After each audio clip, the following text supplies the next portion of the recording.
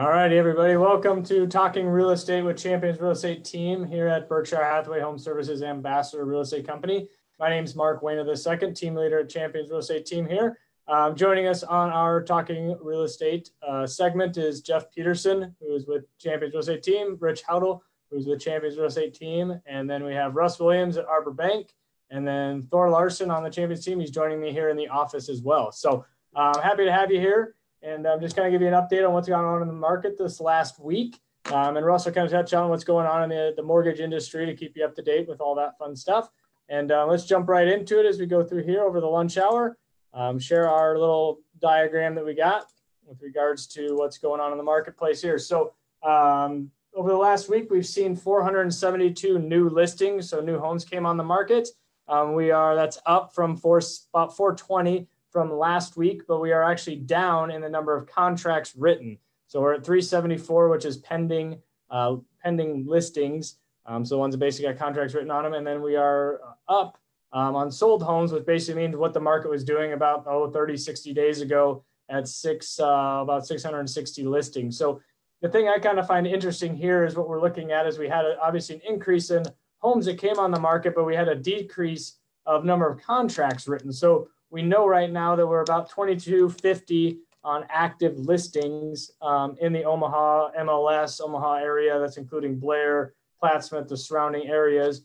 And out of that 2200, we're at about 1450 existing homes and about 800 new construction. So getting back to just what happened in the last week, we had a bunch of more homes come on the market, but less contracts. So what that's kind of looking outside of looking in and talking to other agents at our mastermind meeting and just talking amongst us here at Champions Real Estate Team, with school starting and things like that, maybe the buyer activity, has kind of slowed just a little bit, until people kind of get in the swing of things of getting back on the horse and getting out there. Talking to some other agents too, I think some buyers are also getting frustrated.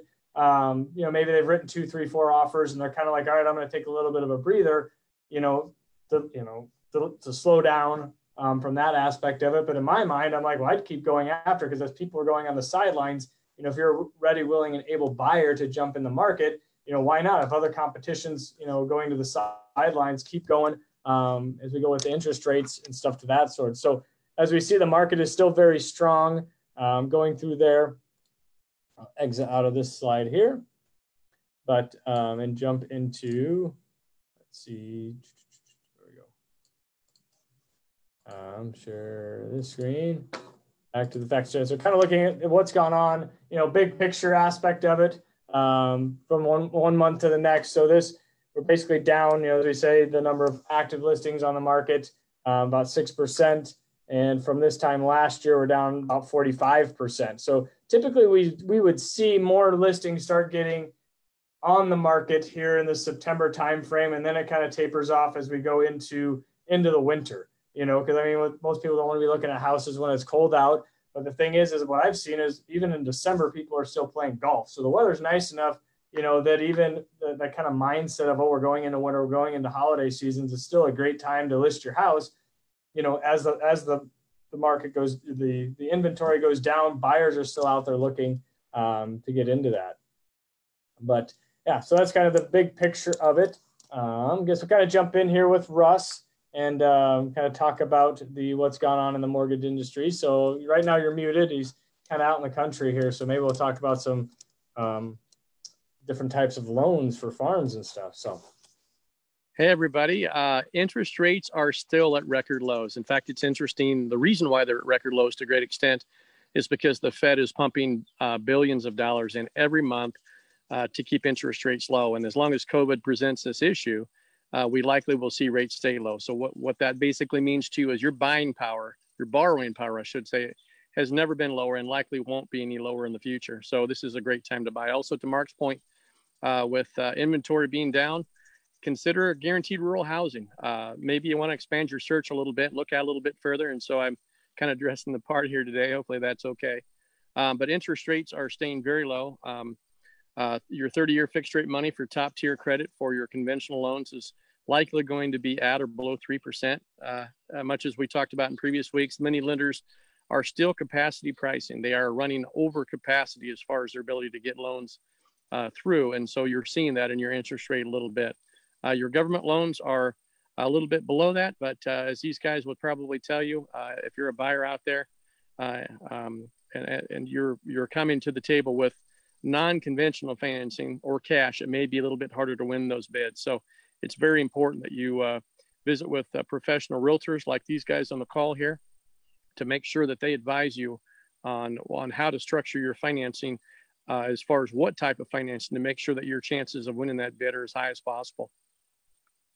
Yeah, I think that's a good thing. I mean, when you take a look at even like the refis, but you take a look at even people, I just met with a client the other day that they just bought their house 3 years ago, and what their equity is now just 3 years later. And they're like, well, if interest rates are this low, well, maybe they want to go from a 3-bedroom to a 4-bedroom house, and it's like, well, let's take a look at what those payments are going to be. And sometimes their payments are very similar to what they're in now and get a little bit larger home with that equity that they may be able to put down.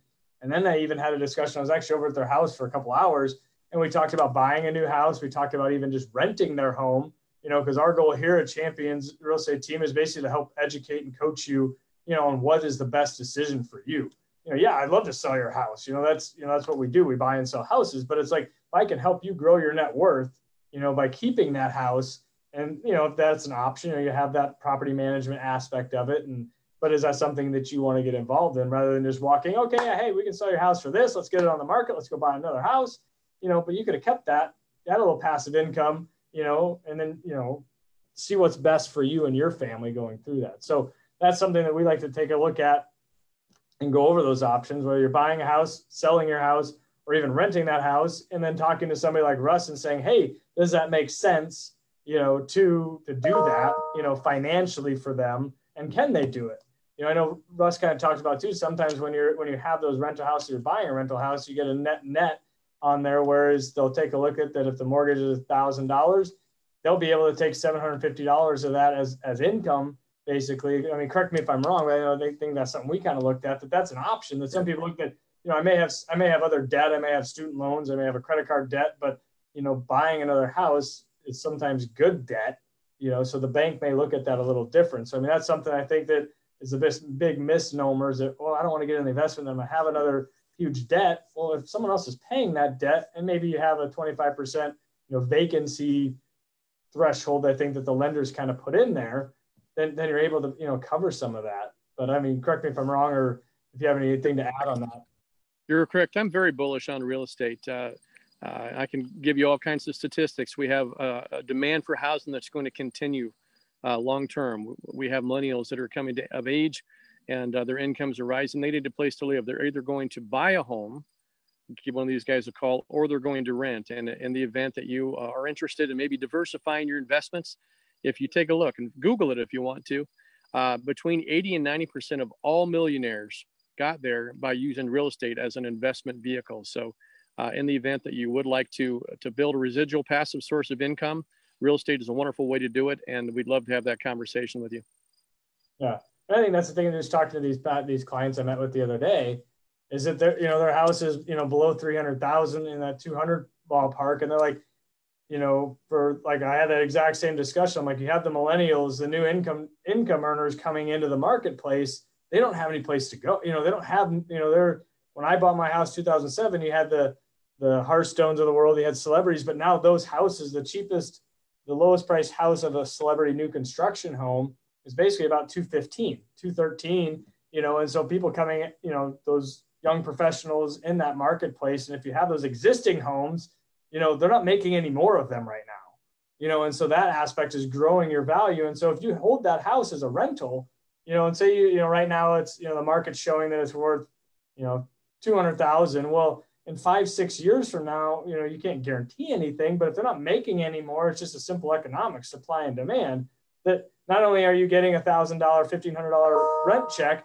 but now your house went from 200, value to maybe 220, 250, wherever that market takes it, and that's just net worth to you. And that's also, as that goes up, your equity increases. Well, now you can take that equity, turn around and buy more real estate with it. That's kind of the old adage is, it's never a bad time to buy. You don't wait to buy real estate, you buy real estate and wait, and so that's something in that aspect of it. So I guess we kind of got off on a little real estate investment type of segment here today, but that's just something we like to talk about here. Just anything that is real estate, buying or selling houses, renting, investing. Our goal is to help you become financially independent. And one way you can do that, if you want, what is your number?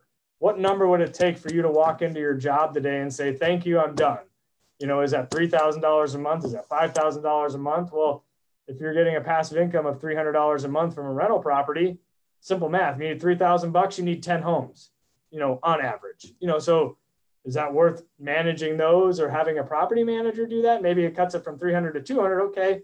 Now you need 15, so it's have somebody else manage it and take care of all the other headaches, and, have a nest egg set aside for emergency funds and, that come up with the investment properties. But that's something thinking outside the box of, rather than exchanging your time for somebody else's money, why don't you just, time is money, that's an asset. And I think a lot of people don't necessarily, they think of that, but how can you get out of that rat race, I guess, from that aspect of it. So, but anyways, it's easier than you think, folks. Yeah. So, but that's something that, that we talk about here. So if you have any questions, reach out to any of us, Jeff, Rich, myself, Thor Larson, Annie Hadford, and Janine Cannon on our real estate team. And then Russ can help you on the financing side through that. So a couple other things. We got new listing went live on Friday at 1111 Sherman. There's 5 ones. It's kind of a tricky address. In Papillion, so off 114th and Highway 370. So I'll jump on here. So if you go on the webs or on their website, so the property address at 1111 Sherman Street, you can kind of jump on and take a look at the virtual tour here. It's kind of taking a little time to load here. I guess we got the video going and virtual tours. But that's something you can kind of jump on and check out on our Champions Real Estate Team website as we go through here. So you kind of take a look at the pictures. So they just have all brand new LVT flooring, new interior paint, double oven in the kitchen, price point at $315. So I think it's $31.94 was the square footage down here. So you can jump on our website at championsrealestateteam.com. Check out any listings. You can check out our listings. If you're looking to buy or sell, we also have our home buyer guide and our home seller guide just down here on the right-hand side. You can click and download that and read over at your leisure. But as always, we love to help you. If you have any questions, even if it's 6 months down the road, if it's, a year, 2 years down the road, how can we get you, on a game plan to get you where you want to be, whether that's investing, buying your first house, downsizing, needing a bigger home. We are here to help you. So appreciate you jumping in here at our Talking Real Estate segment here at Champions Real Estate Team at Berkshire Hathaway Home Services Ambassador. Once again, Mark Wayner II, team leader. And then thank you, Russ Williams at Arbor Bank, for joining us. And then we had Rich Howdle and Jeff Peterson. So give us a holler, and Thor's here in the office with me getting some work done for us. So anyways, take care, and we will see you next week, and have a great Labor Day.